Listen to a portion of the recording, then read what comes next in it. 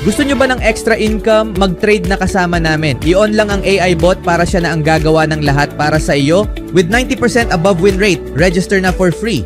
Cooper, Flag at Bronny, gagawa ng history sa Summer League. Ang mahal ng ticket, Spurs at Wizards gumawa ulit ng trade.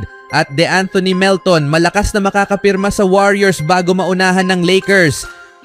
Idinadagdag ng San Antonio Spurs ang isa pang malaking player sa kanilang roster.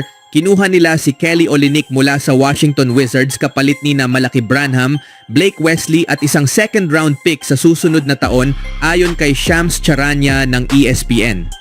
Si Olynyk, 34 na taon na, ay nasa Washington ng halos 2 linggo lamang matapos siyang mapasama sa palitan ni na CJ McCollum at Jordan Poole sa pagitan ng Wizards at New Orleans Pelicans noong huling bahagi ng Hunyo. Ang veteranong big man ay naglaro noong nakaraang season para sa Toronto Raptors at Pelicans kung saan nagtala siya ng average na 8 puntos at may career best na 41% shooting mula sa 3-point line. Si Olynyk ang ikalawang big man na idinagdag ng Spurs ngayong off-season kasunod ni Luke Cornett na nagmula sa Boston Celtics at pumirma ng 4 na taon na kontrata na nagkakahalaga ng $41 milyong.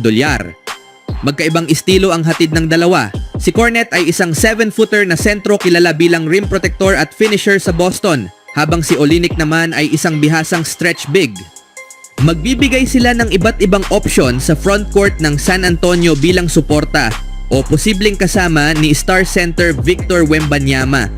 Samantala, patuloy na kinukuha ng Wizards ang mga batang players na malamang ay hindi mabibigyan ng sapat na playing time sa mga teams na nakatuon sa panalo. Si Branham na ika-20 pick ay naging bahagi ng rotation ng Spurs sa unang 2 taon niya pero nagtala lamang ng 5 puntos at 9 na minuto sa 47 laro noong nakaraang season. Nag-shoot siya ng 40% mula sa 3-point line, isang malaking improvement kahit na maliit ang sample size. Si Wesley na pinili 5 picks pagkatapos ni Branham ay limitado rin ang papel sa Spurs kung saan nagtala lamang siya ng 11 minuto at 3 puntos kada laro. Ngayon may 11 player na ang Wizards na pinili sa first round ng huling 4 na draft. Kabilang dito ang kanilang mga first round picks na sina Trey Johnson, ika-6 na overall at Will Riley, ika-21 overall at 5 pang first round picks noong nakaraang taon sa pangunguna ni Alex Sarr. 6 sa 11 players na ito ay nakuha ng Wizards ngayong off-season lang. Kabilang ang 2 pick ngayong taon si Dillon Jones, Cam Whitmore at ang 2 players na kasali sa trade na ito. Sa ngayon, lampas ng 2 ang Wizards sa roster limit kaya't asahan pa ang karagdagang mga galaw. Ang second round pick sa susunod na taon ay ang least favorable pick sa pagitan ng Dallas, Philadelphia at Oklahoma City ayon kay Charania. Sa sumunod na balita naman, ang presyo ng ticket para sa laban sa Las Vegas Summer League sa pagitan ni na Cooper, Flag at Bronny James ngayong Biyernes ay inaasahang magiging mataas. Ayon sa Vivid Seats, ang average na presyo ng ticket para sa araw na iyon ay $223 hanggang nitong araw. Ang pinakamurang ticket ay $85 habang ang pinakamahal ay umaabot sa $3,073 para sa Michelob Ultra Courtside Deck. Mas mababa sa 1% ng mga ticket para sa araw na iyon ang natitirang available sa Vivid Seats. Bilang paghahambing, ang average na presyo ng ticket para sa Summer League debut ni Victor Wembanyama, 2 taon na ang nakalipas, ay $277. Ayon sa Vivid Seats, ang laban ni na Flag at Bronny ay ang may pinakamataas na average na presyo ng ticket sa Summer League mula nang mag-debut si Wembanyama. Ngayong Biyernes din ang debut ni Flag na pinili bilang number 1 overall pick ng Dallas Mavericks sa draft noong nakaraang buwan. Si Bronny naman ay nakalaro na ng isang laban sa Summer League kung saan nagtala siya ng 10 puntos sa panalo laban sa Miami Heat sa California Classic noong linggo. Muling maglalaro ang Los Angeles Lakers ngayong araw laban sa San Antonio Spurs bago lumipad patungong Las Vegas. Ang mga ticket para sa Las Vegas Summer League ay binebenta kada araw, hindi kada laro. Isa pang inaabangang laban sa Biyernes ay ang tapatan ni na number 2 pick na si Ace Bailey at number 3 pick na si VJ Edgecombe pagkatapos ng laban ng Mavericks at Lakers. Ngunit hindi pa nakakapaglaro si Edgecombe sa sunod-sunod na mga laro dahil sa pasa sa hinlalaki ng kamay. Ano sa tingin nyo dito mga kaibigan? Sa huling balita, Ang Golden State Warriors ay isa sa mga malalakas na kandidato para muling kunin si DeAnthony Melton sa free agency. Sa kabila ng ulat na interesado rin ang Los Angeles Lakers sa veteranong guard ayon kay NBA insider Mark Stein nitong araw.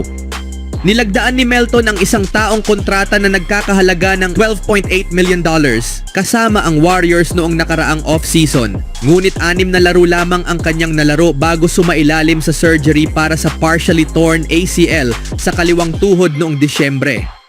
Naunang iniulat ni NBA insider Jake Fisher na malawak ang inaasahan na kukunin si Melton ng Lakers. Ngunit nitong Martes, sinabi ni Lakers insider Jovan Buha na bumaba na ang ugnayan ni na Melton at Lakers at mas maingay na ang koneksyon niya ngayon sa Warriors. Dagdag pa ni Buha, posibleng naka-hold ang paggalaw ng Warriors para kay Melton dahil sa patuloy na negosasyon nila sa restricted free agent na si Jonathan Kuminga. May kapangyarihan ng Warriors na tapatan ang anumang offer sheet na pipirmahan ni Kuminga sa ibang teams dahil binigyan nila ito ng $7.9 million na qualifying offer. Iniulat ni Anthony Slater ng The Athletic nitong linggo na wala pang makabuluhang pag-usad sa pagitan ng Warriors at Kuminga sa gitna ng mga chismis ng trade na kinasasangkutan ng young wing player. Iniulat naman ni Ali Tanawala at Tristy Rodriguez ng NBC Sports noong nakaraang linggo na may napag-usapang 3-team deal ang Warriors at Detroit Pistons kung saan sina Kuminga at Dennis Schroeder ay mapupunta sa Sacramento Kings sa pamamagitan ng sign and trade. Muling iniulat ni Slater na ang offer ng Kings ay kinabibilangan ni na Devin Carter, Dario Saric at 2 second-round picks, ngunit naisumano ng Warriors ng isang promising young player plus isang first-round pick. Depende sa kalalabasan ng negosasyon kay Kuminga, maaaring magkaroon ang Warriors ng access sa parehong $14 milyong non-taxpayer mid-level exception at $5 milyong biannual exception ayon kay ESPN cap expert Bobby Marks. Ang mga ito ay maaaring magbigay daan sa Warriors na kunin hindi lang si Melton kundi pati na rin si former Boston Celtics center Al Horford na ayon kay Stein ay matagal nang pinapantasyahan ng Golden State. Ayon sa general manager ng Celtics na si Brad Stevens nitong araw, mukhang malabong bumalik si Horford sa Boston habang sinusubukan ng team na hindi lumagpas sa second apron. Sa ngayon, wala pa ring ginagawang malalaking hakbang ang Golden State ngayong off-season maliban sa pagpapalaya kay Kevon Looney na pumirma na sa New Orleans Pelicans sa free agency. Isa itong malinaw na indikasyon na bukas ang Warriors sa mga pagbabago sa kanilang roster.